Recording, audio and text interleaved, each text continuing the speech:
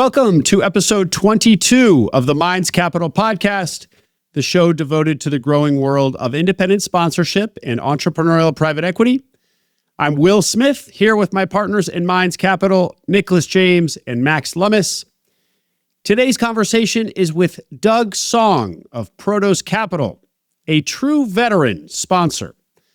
Matter of fact, just a few days after we interviewed Doug, we heard another accomplished sponsor refer to him as a grandfather of the independent sponsor world. Not that Doug is that old. He might prefer the term OG. Point being in this world for 20 plus years puts him among a rarefied handful of entrepreneurs doing deals using the independent sponsor model. Max, what did you think of our conversation with Doug Song? Well, that was funny because I was just thinking of whether or not I should say OG, because that's definitely what he is, having been in this for at least 25 years. And he said he was an independent sponsor before there was the name independent sponsors. I think this episode is particularly valuable for newer independent sponsors. He gave a lot of good advice and tips. And one of those tips was, you have to sometimes trade getting your first deal right over perfect economics on the deal. And I think what he means there and what he describes is that it often makes sense to partner with a more experienced sponsor on your first deal, like bringing in a mentor. What happens is this: the chances of the deal closing go up. The chances of making a mistake on your first deal goes down dramatically. There's a huge risk hedge that takes place here. And, from my experience, you're just probably going to not spend so much time on something that may or may not happen. Doug mentions that it takes to become a seasoned independent sponsor or a sustainable independent sponsor, 2 to 3 portcos running at a time to give you credibility, to raise capital in the future, to do more deals. And it also gives you the cash flow as an independent sponsor to fund your lifestyle. So it makes a lot of sense, as he describes it, to partner with somebody who knows what they're doing on the first deal, just to jumpstart that process. And then you learn everything on that first deal on how to do it right, what to do, what not to do, how to manage the vendors, etc. And you don't spend a lot of time locking up a deal that you might ultimately not close. And I have some experience seeing that, having worked with independent sponsors and searchers at the accounting firm, doing Q of E work for the last 10 years. Anecdotally, the more experienced sponsors seem to close the deals at a higher rate. I know that back in at least 2023, we looked at our metrics and deals that came to us for Q of E. Of those deals at that point in time, about 89% of them actually closed. So the close rate was pretty high, say from the 5 years leading up to 2023. That has actually definitely gone down in the last year. We have seen a lot more deals breaking. But as I said, anecdotally, a lot more of those deals that are breaking involve less experienced sponsors or searchers. And it just seems that the more experienced sponsors, of course, can just manage the deal better and are more likely to close. So I thought it was a great episode for a new sponsor. Another thing I liked about the episode for new sponsors who might not be so versed in the world of family offices, we often hear, of course, family offices referred to, but it is an opaque world. And he, for the first time I've really heard, breaks down kind of the strata that you might have in that world, and identifies for Prodos their sweet spot of the types of family offices they like to partner with. And that is less than $1 billion under management, but more than $500 million. So not so large that they are going to have their own internal teams doing deals directly. And not so small that they're understaffed. Between 500 and $1 billion, there's likely to be a single hired manager, professional who's in charge of multiple investments, multiple streams. They're a single point of contact, a direct conduit to the patriarch or matriarch. And so that's really the strata, the sweet spot where Prodos tries to attach when working with family offices. That was that illuminated that world for me a little bit in a way I'd never heard before. The other thing I'll just call out about the interview was a little additional detail to the silver tsunami cliche that we've all heard so much about, the wave of retiring baby boomers and all of the businesses in the lower middle market that need to transact. We've all heard that 100 times. But Doug pointed out another detail here, which I hadn't considered, which is that not only means that there's this huge transfer of wealth, but that there's going to be this generation of this new pool of capital is going to be generated by these exits. And all of that capital will likely be, or in a large part, be recycled back into independent sponsor deals, because these sellers, these boomers, are themselves coming from the lower middle market. So they have an affinity for the lower middle market. They understand it in their bones. And you could see them wanting to then reinvest all the money they've now made at their retirement right back into the sorts of businesses that they themselves built. So I thought that was a really interesting insight by Doug. Nicholas, what did you think? Yeah, just a quick tactical nugget that I picked up on. Doug talks about capital placement agents. They were non-existent in the independent sponsor space back when he started, but today there is a proliferation of them, there seems to be. And he specifically said there are 3 occasions where you should consider a capital placement agent. One is if you're a first-time sponsor. 2 is if your deal is very large, and he meant 100 million or more. And the third one was if it's just a particularly complex deal for one reason or another. So those are the 3 situations in which you should consider hiring an agent to help you with the fundraising. Great. Before we begin our interview with Doug, a reminder, Minds Capital is actively investing in independent sponsor deals. So if you are a sponsor raising for an acquisition, submit your deal to us, deal@mindscapital.co.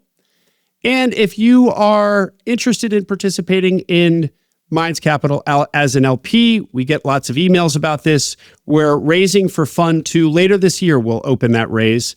Hasn't started yet, but we have a pre-registration form on our website you can fill out if you are interested and are an accredited investor. Okay, here is episode 22 of the Minds Capital podcast with Doug Song of Prodos Capital. Enjoy.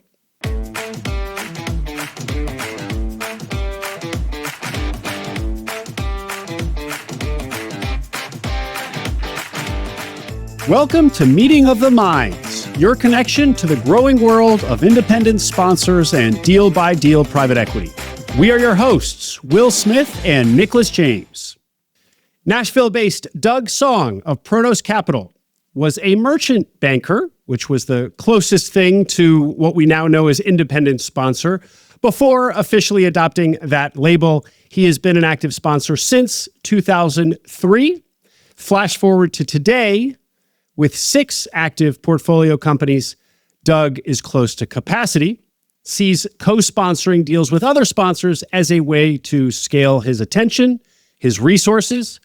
He's deeply embedded in the independent sponsor ecosystem as a conference organizer at iGlobal, as a mentor to aspiring and first-time sponsors, and just broadly as a 2-decade-plus veteran of the space. Doug, welcome to the Minds Capital podcast. Thank you. Good to be here. Doug, speaking of aspiring and first-time independent sponsors, you'd mentioned to us on the pre-call how you emphasize to first-time sponsors that getting the first deal right, optimizing for having a solid, good deal as opposed to the returns for themselves should be priority number 1. Please expand on that.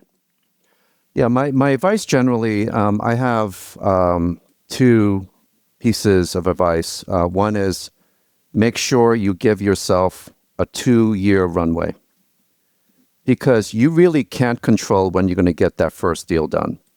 You could get very lucky, get the first deal done in a few months, or it could take almost 2 years. So just make sure you give yourself 2 years in terms of your financial capacity to survive for 2 years, and also a very understanding spouse. The second piece of advice I give usually is, don't worry about the economics. It's not the return. You obviously want a good return. Don't worry about the economics on your first deal, because it is much more important that you get your first deal done right and it ends up well. It's a good result, right? Because that will lead to everything else from there. So what I mean by that is, even if you have to give up a little bit of economics to partner with somebody else or with a capital partner, be less focused on that and more focused on the quality of the deal and the value added you're going to bring to it, and the successful exit. Those are the most important ingredients. And that's what I mean by that.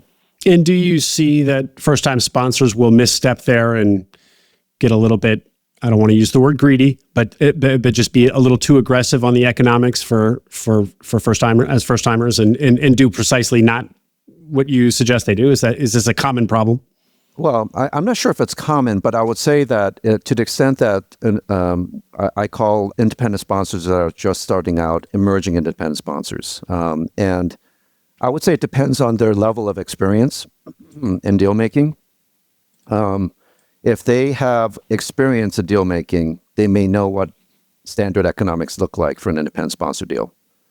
Many cases they don't, especially if they don't come from an M&A or deal-making background, right? Mm-hmm. For example, if they're an operator, a former operator or a consultant, they may not have that background. So that's where I think they need a little bit more coaching. But today versus when I started, 20 plus years ago, there is now kind of industry-wide sort of economics, right, that have been published by various law firms and accounting firms. So now it's known what is market. Back then, we had to make this stuff up, right, as we went. Now you have a more kind of standardized sort of formula for economics. So I think it's a very different world from where we started 20 plus years ago. Doug, what would you say is a reasonable haircut for a first-time sponsor to take versus the standard economics? Well, it really depends on who you're dealing with, but I would say if the emerging independent sponsor is partnering with a more experienced independent sponsor, they should be willing to give up to 50% of the economics, because that experienced independent sponsor may be able to bring to them technology, know-how that they don't necessarily have themselves, right? That's number one. Number two is they will bring credibility to the transaction and the opportunity that they may not have on their own. And third, they may be able to source capital that the emerging independent sponsor does not have access to. So I really think that they should be willing to give up to 50% of the economics. That's generally what I say to them. Now, every deal is different. We've had all sorts of arrangements. The 50-50 is probably the easiest way to split up the pie, but it also depends on what each party's bringing to the table, right? Who's bringing the transaction? Is somebody bringing an operating angle? Who's bringing the capital? Who's going to do the bulk of the work pre and post transaction? All of these things need to go into the formula. Doug, does it also depend on the timing, or at what point should the first-time sponsor approach a more experienced partner? Yeah, it's a very good question. And I've seen it all over the map. I've been approached by emerging independent sponsors. And by the way, I've also noticed that they're now hiring investment banking firms to raise capital for them. So it's kind of a process within a process. It's quite interesting. I'm seeing more and more of that today. I would say it's always better if you bring in another partner earlier in the process, and whether it's a independent sponsor firm like ourselves, or if it's a capital partner. Because if you get them in early enough, then it helps vet the opportunity together, and it gives you more certainty of close. What I don't like to see typically is when an emerging independent sponsor comes to me and they only have 1 month left in their exclusivity on the LOI. And they say, I need X million dollars to finish out my round. that is not going to be enough time for us to really assess the opportunity. So I think that is a much more difficult situation. Therefore, I typically advise that bring the, whether it's a partner, independent sponsor partner, or capital partners earlier in the process. The other reason I advise this is because of expenses. As an independent sponsor, we don't have management fees coming in that can cover broken deal expenses or deposits.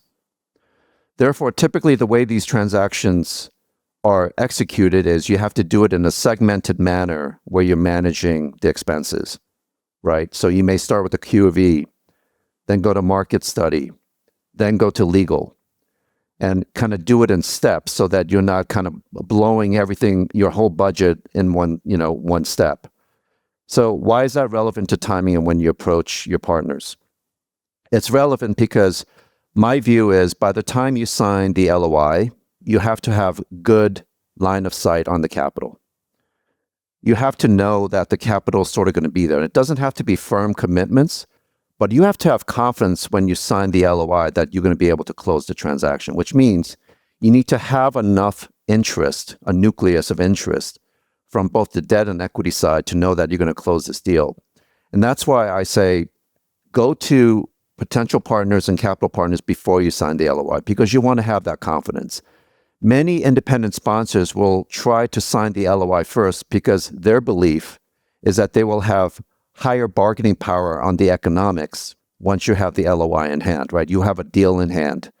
I think that has some credence, but I think you take too much risk by doing that in terms of actually being able to close the deal. And so I advise that you go in earlier because that's much more important than worrying about getting another turn of economics. Getting that first deal done right, don't worry about the economics as much. And so, Doug, are you also then prescribing that a first-time sponsor always partner with a more experienced sponsor? I feel like that's implied in most of your responses, but I haven't heard you say explicitly that is the playbook for deal number one. No, not necessarily. That's a good question, Will, but not necessarily. I would say it also depends on the emerging independent sponsor. If the emerging independent sponsor is a former private equity professional or former private equity professionals, and they know how to do deals, it might not make sense for them to partner with somebody like myself because they know how to do deals.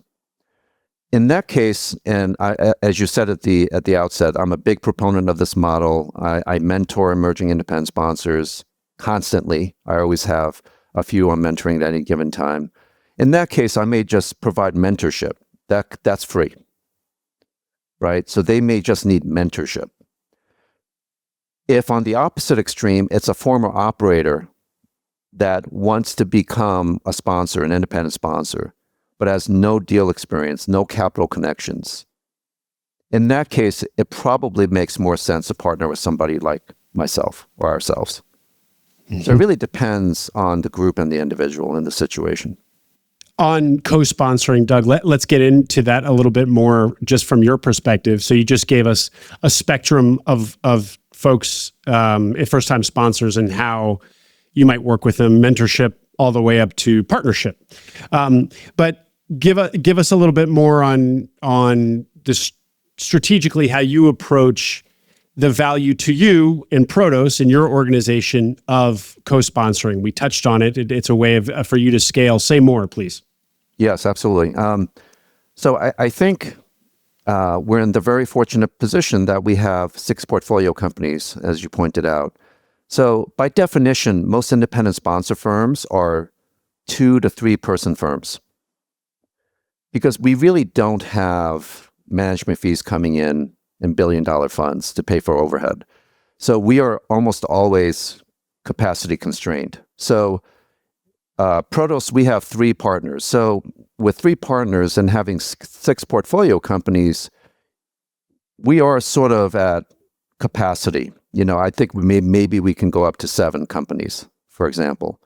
But at any given time, we'll be between 4 to 7 companies. And so because we are 3 professionals, we are at capacity. So for us, partnering with another independent sponsor or an emerging independent sponsor allows us to do more. So if this emerging independent sponsor can do a lot of the heavy lifting, let's say we bring the deal, but we don't have the capacity. So if they assist us with the execution, pre and post, that is valuable. And that allows us to do more. Or they may have a deal, but we can't be actively the lead sponsor, but they're willing to take that role. So maybe what we do is we help them land a deal, execute the deal, high-level due diligence, raise the capital, be on the board, high-level strategic business development, post-close. That's a way for us to leverage ourselves. And that allows us to do more, but also helps the community because then we can do deals with other sponsors that need that sort of assistance at any given time. You view the co-sponsoring as a way to scale your capacity at Prodos. And you get approached by emerging sponsors who need mentorship or they need partners for a deal. We've discussed how the right timing, the right split on the GP economics. Tell us a little bit about how you assess sponsors who come to you. How much of it is the deal they bring versus the quality of the sponsor when you decide to partner with them? And what does a high quality versus not so high quality sponsor look like when they are seeking co-sponsorship opportunities? Yeah. I really, first and foremost, we focus on the people, Nicholas. My rule of thumb is I'm willing to help you as long as you're a good person.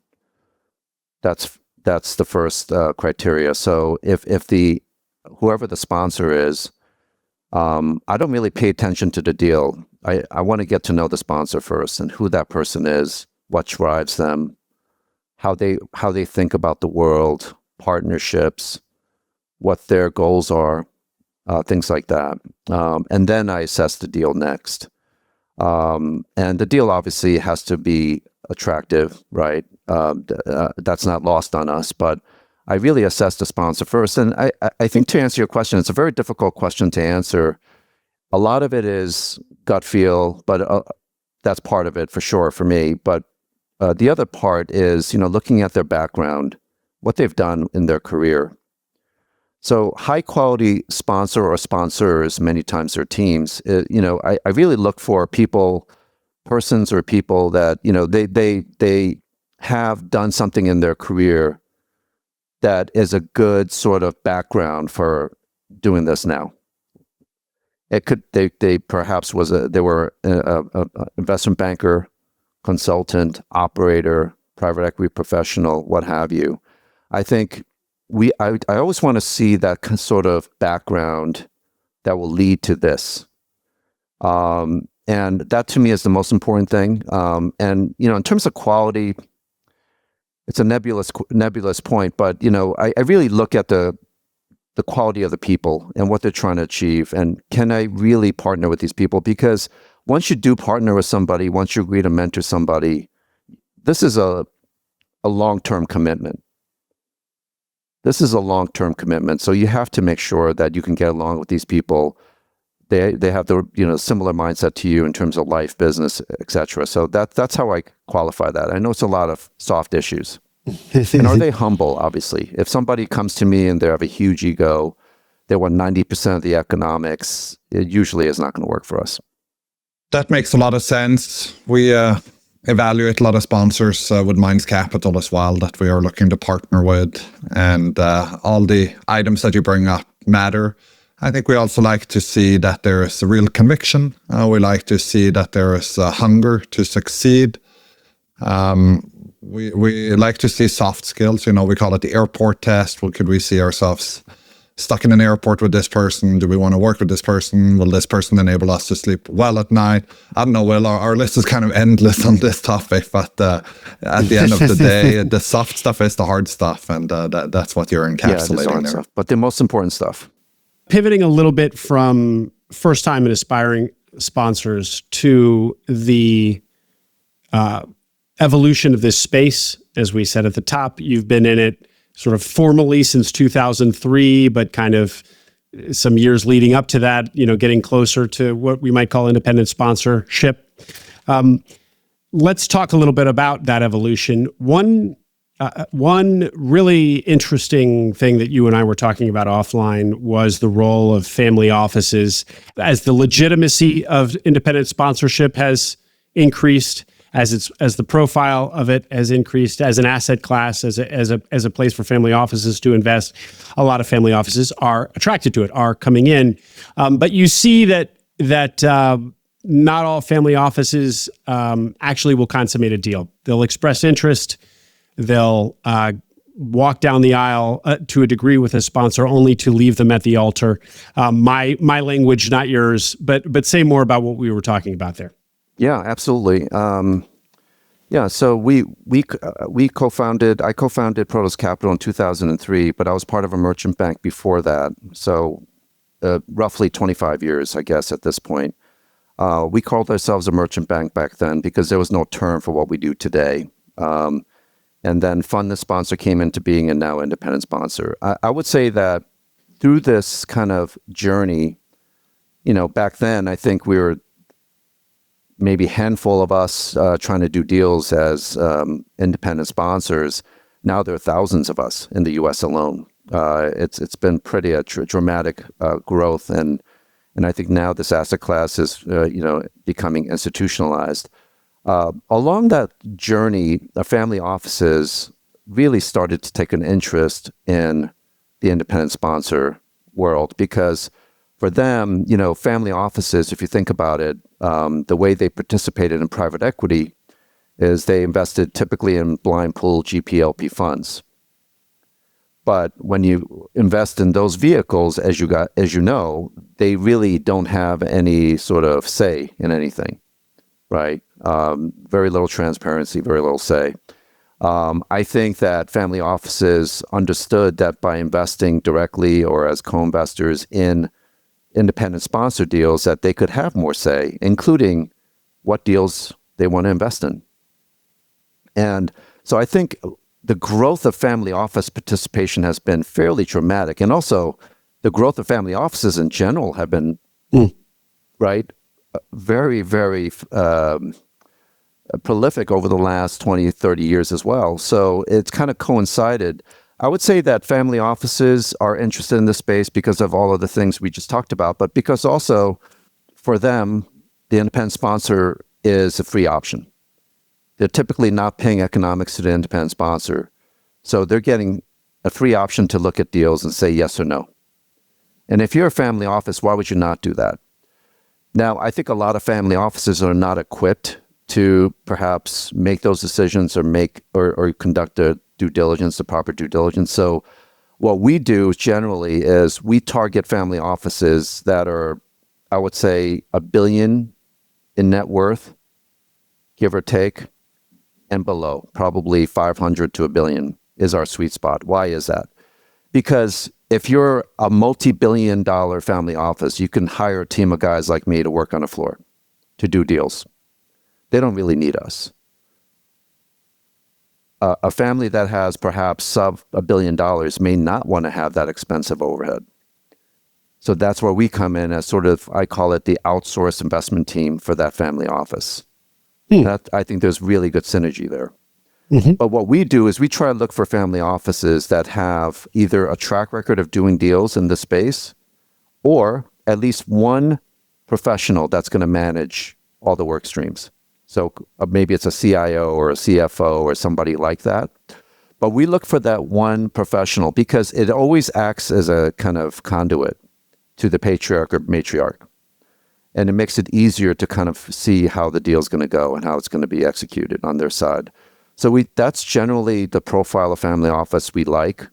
But again, for them, we're a free option. So why wouldn't they say yes? Why wouldn't they say, hey, Doug, I'd love to see your deals? But Doug, what of this pattern where family offices express interest in this asset class, but maybe are overly enthusiastic and really can't get all the way? And what should sponsors listening learn from that or be wary of there? Yeah, I sort of take the Noah's Ark approach, which is if you have family offices or one family office as your main investor in a deal, try to have at at least 2 or 3, because there's the possibility, and it's happened to me, where they may change their minds. Because at the end of the day, a family office is not required to put out capital like an institutional fund. That's not their job. Their job is preservation of wealth and growing their wealth. So they can change their minds for any 1,000 number of reasons. So my advice is always try to have at least 2 or 3 family offices. Is that if that's the capital, that's the primary source of equity capital for a particular deal, try to have at least 2 to 3 to make sure you have coverage in case somebody does fall out. Mm-hmm. And I've been in a situation where we've had one primary family office, and at the 11th hour, they changed their mind. They changed their mind, and for XYZ reasons, nothing you could do about it, and it tends to blow up the deal. Then you have to scramble to put it together.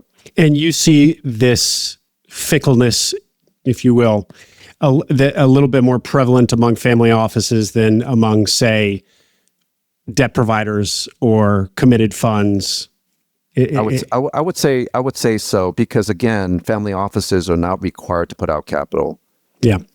And they many times don't have the professionals that are going to do all the work. So there might be a lagging effect. All the due diligence might be there, all the documentation might be there, but perhaps the right people haven't set their eyes on it until the very end. Yeah. Right. So these things do tend to happen.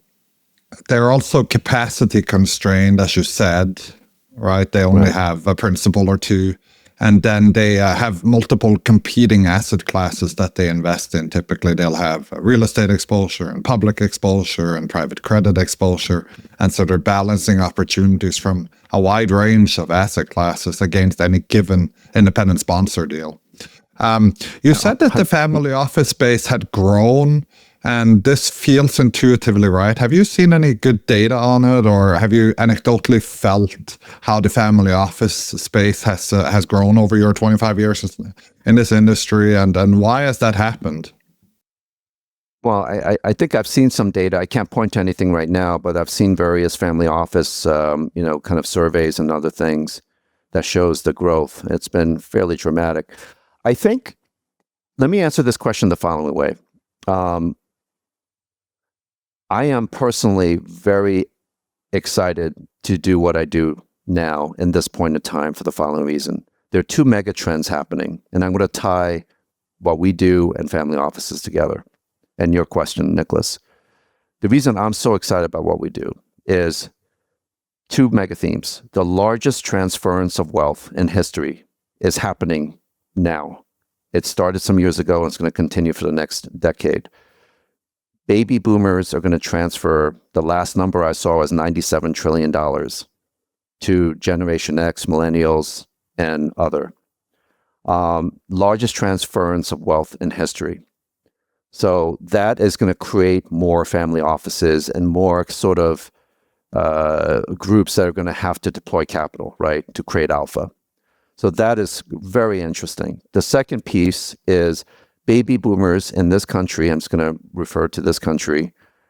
This is my own research. My research is they own between 3 to 5 million private businesses with more non-government. 3 to 5 million private businesses in this country with more than 1 employee. And most baby boomers do not have today a succession plan. And so many of those businesses will have to transact. And that to me is a great opportunity over the next decade.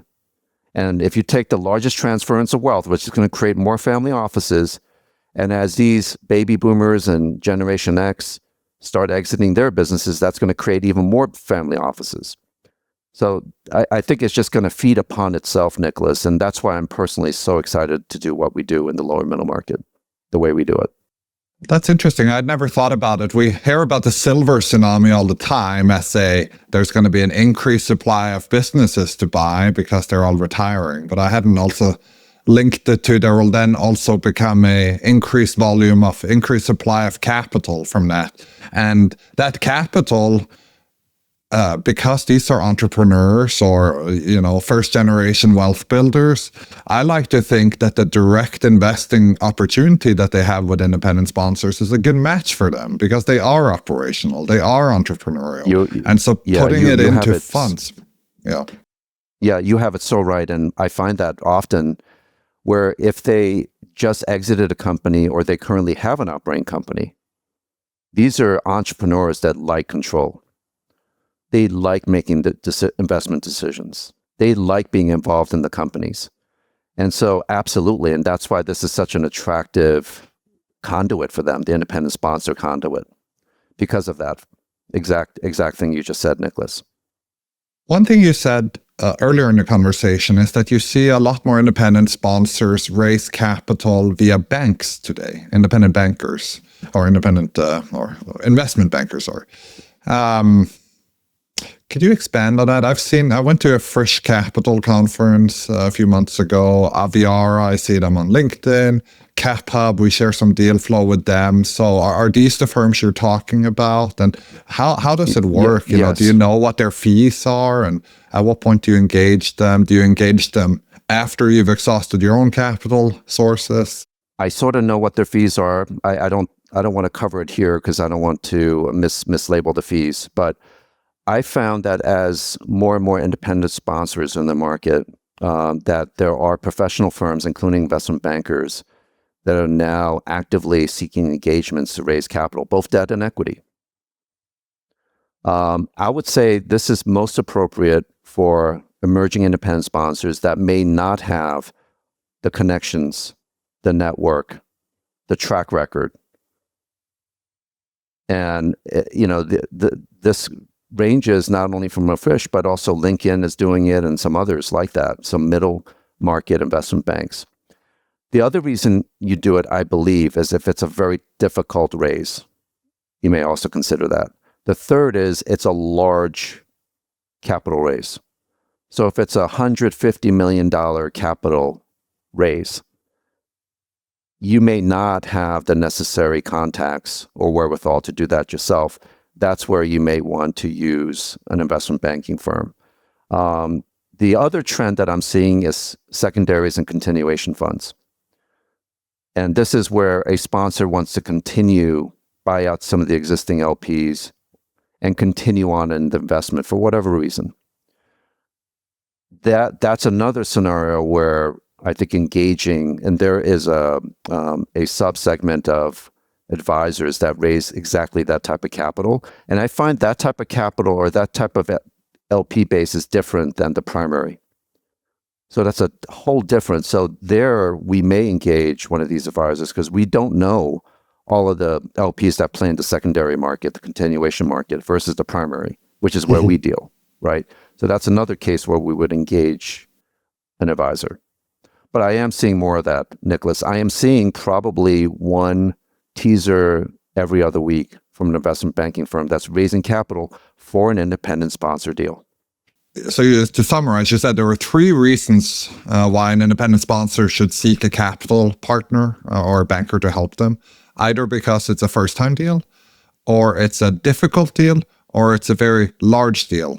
And presumably you would know whether it is either of these three things before you start to fundraise. And so that answers my second question. You would therefore engage the capital partners right away, or maybe even before the LOI, but certainly shortly after. You wouldn't, being on a capital side, a minority investor in these deals, I'm always a little concerned when I see deals come through that, they exhausted all their own capital sources.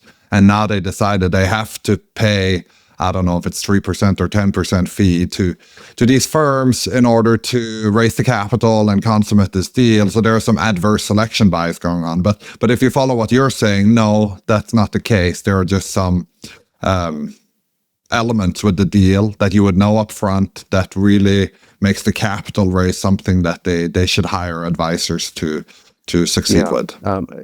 Exactly. We had a situation where we needed about over $100 million of equity for a particular deal. We had confidence that we could bring in about $50 million, but we needed another $50 or $60 million on top of that that's where you might want to engage somebody to help you kind of round out everything. So that's another scenario. But that goes back to the larger deal. And without commenting on the exact fees or the numbers, it is a fee, right? It's a percentage of what they raise paid as cash at closing. Is that how it typically works? Yes, that is how it works. I work with some people that raise capital, and we pay them 2%, but the way we do it is 1% cash and 1% in equity of the money that they raise, because we want them to have skin in the game, and they want skin in the game. Doug, to this point about the rise in secondaries, maybe because, or often because, the sponsor wants to keep going beyond sort of the typical or the stated or planned for life of the investment, 5 to 8 years, call it. One thing that we also see at Minds Capital is just a lot of sponsors who talk about being long-term oriented. So somewhat breaking the traditional exit after 7 or 8 years. Is that, I don't have the same span of experience as you. Is that something that you see more and more, or have there always been sponsors oriented toward a longer term? I think the beauty of the independent sponsor model in general, one of the great things about it is the flexibility, meaning that you have the ability to be an investment for a short duration, and I define that as between 1 to 3 years. Or you could be in a situation for 5, 10, 15 years.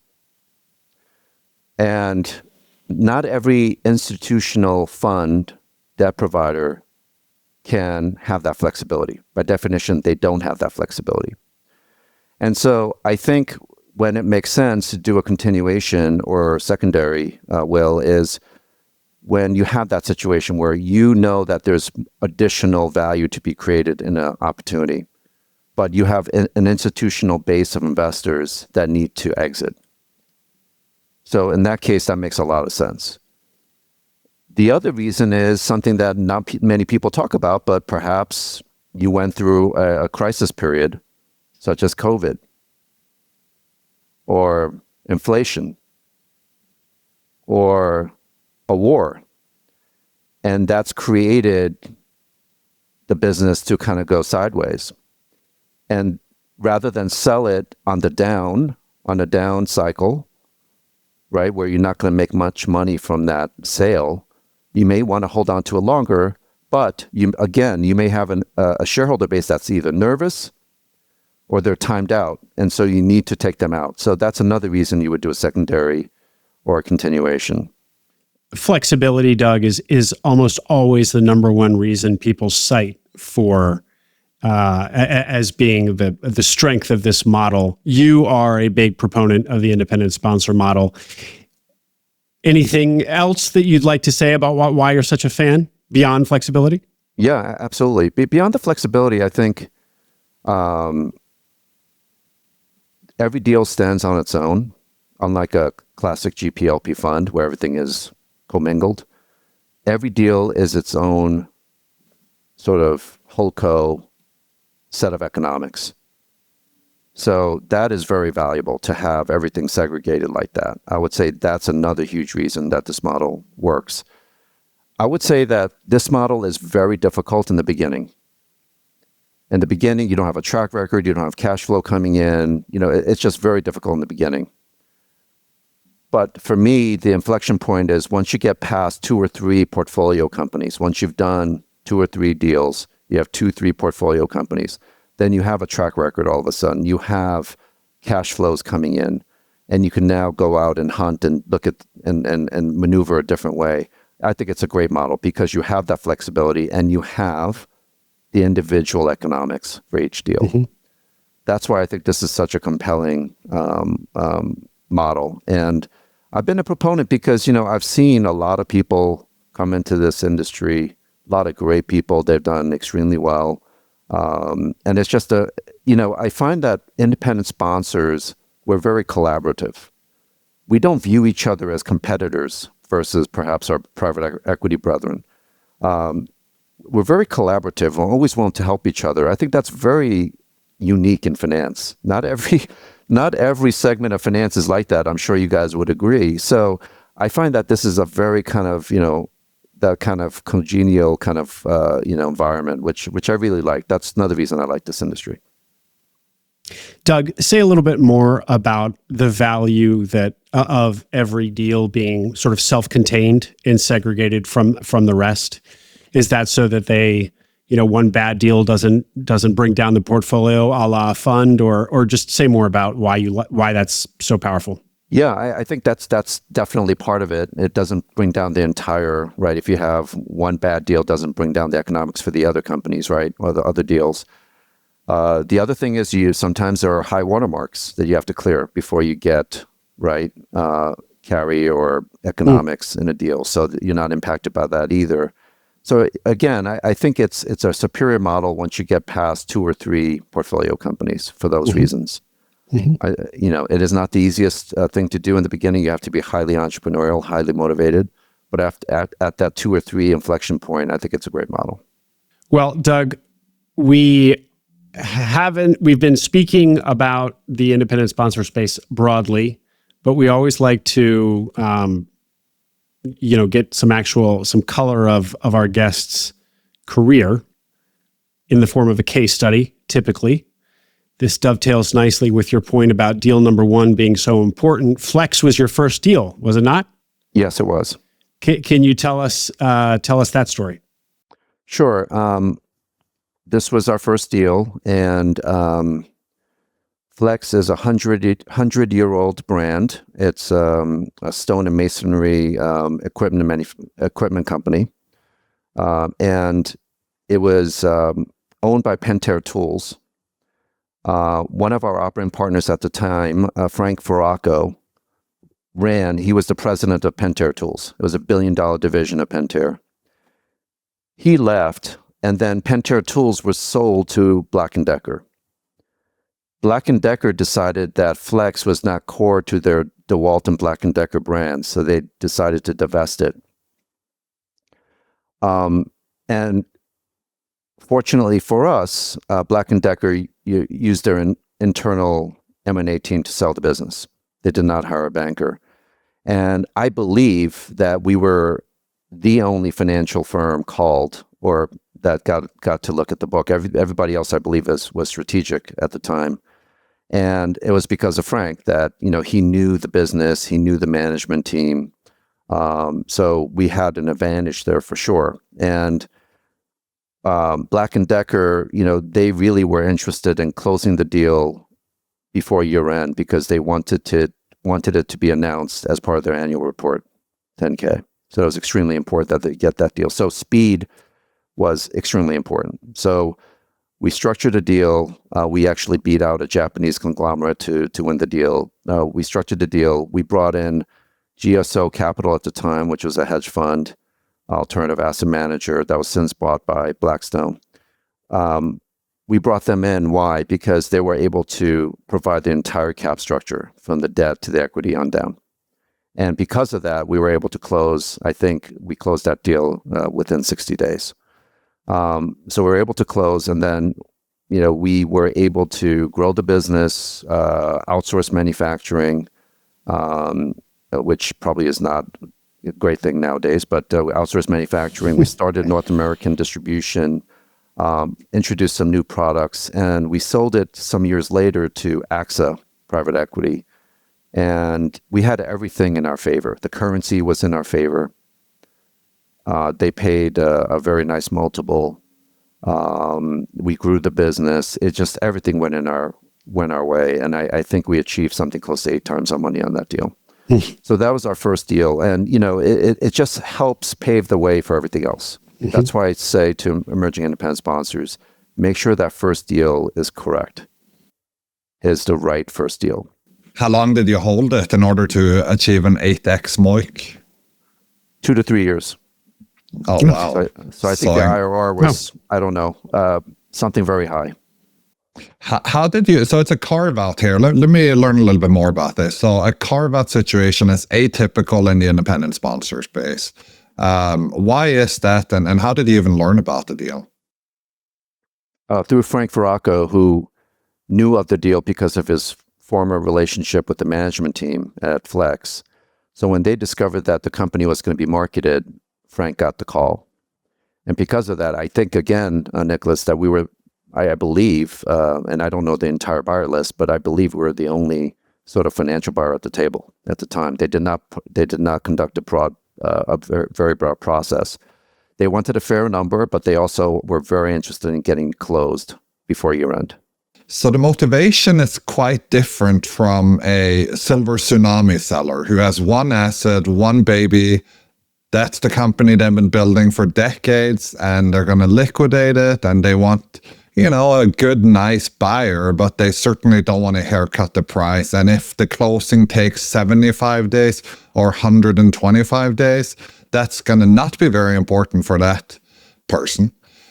But the motivation for a strategic seller, a Black & Decker, who is today probably worth billions, I haven't looked it up, very large conglomerate, and here they're divesting what could have been a pretty small asset for them. And so whether they net, I don't know what your numbers would have been, but 25 or 40, it makes a difference. But their motivation to get that money in this calendar year so that they look good in the next public reporting trumps actually the actual delta in where the offers is coming in. So how do you absorb that intel when you're bidding for it, and how do you present yourself as someone who can execute it fast? And the dynamic is just so different.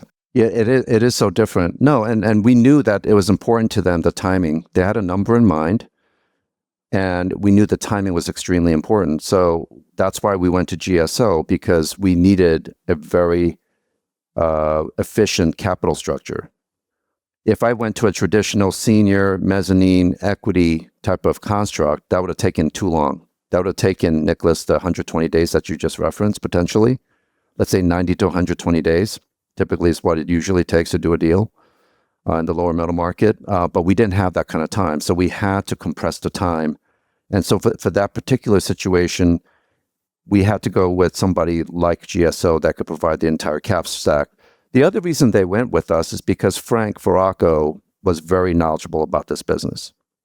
And they knew that our due diligence would be somewhat truncated because of that, because he knew everything there is to know about this industry and this business and the management team. So our due diligence became very truncated as a result as well. So in that particular scenario, that timing was extremely important, and also certainty of close and due diligence and everything else. More traditional buyer sellers, you're exactly right, but we don't really. The type of seller we're looking for is a seller that wants a fair price for sure, but really wants a good steward for the business and is willing to stick around for a number of years to help transition the business.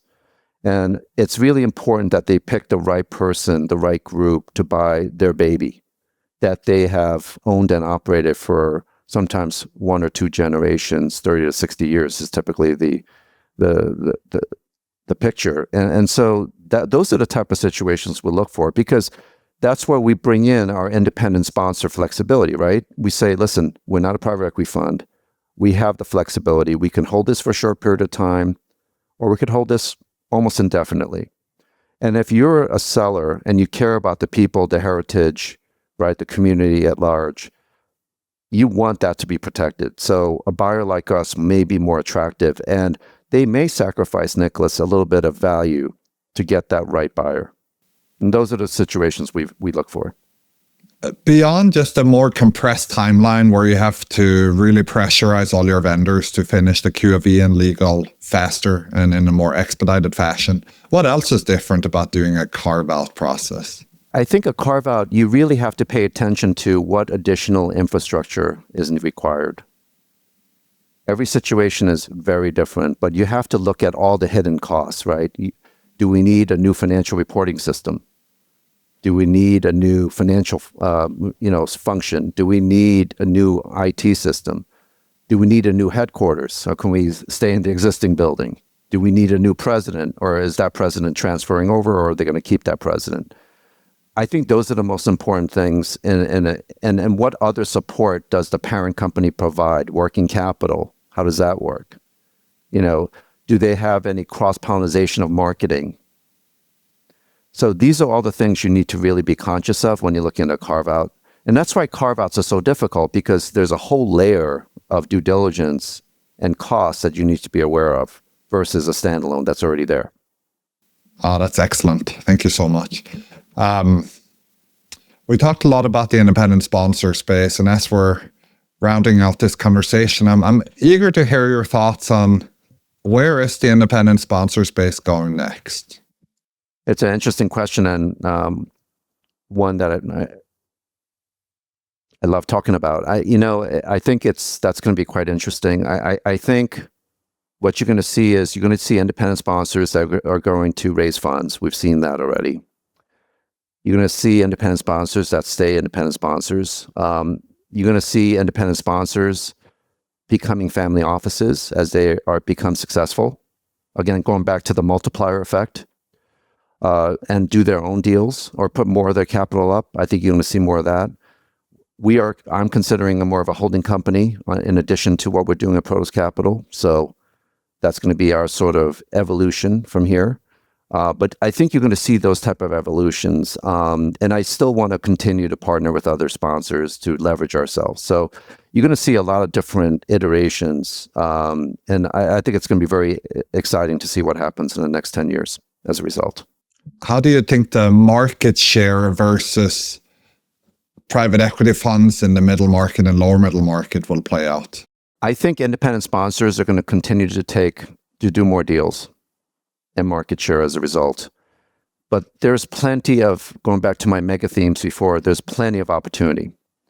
So I don't think it's necessarily means that people are going to get crowded out. I think everybody has to find their niche and how they're going to operate. But I think independent sponsors are here to stay. I think they're going to continue to increase and take more market share in the lower middle market in particular. So I do see more of that, Nicholas. I think it's almost impossible now to go into a lower middle market process without seeing an independent sponsor, or at least 2 or 3. I think that's going to be the case for the foreseeable future. Doug, say a little bit more about your Prodos' own evolution. I think you said you were evolving or pivoting into Holdco. What is that? That's going to be more of a permanent investment structure. So we're going to continue to do deals with Prodos Capital, which is more, let's say 3 to 7 year holds on average. And then we're going to have a Holdco that's going to invest in businesses, and that's going to be more permanent. Just continue to grow and compound, not exit. And is that sort of, will you have LPs in that, or will that be your own personal capital? It's undetermined. We're thinking more the latter, personal capital.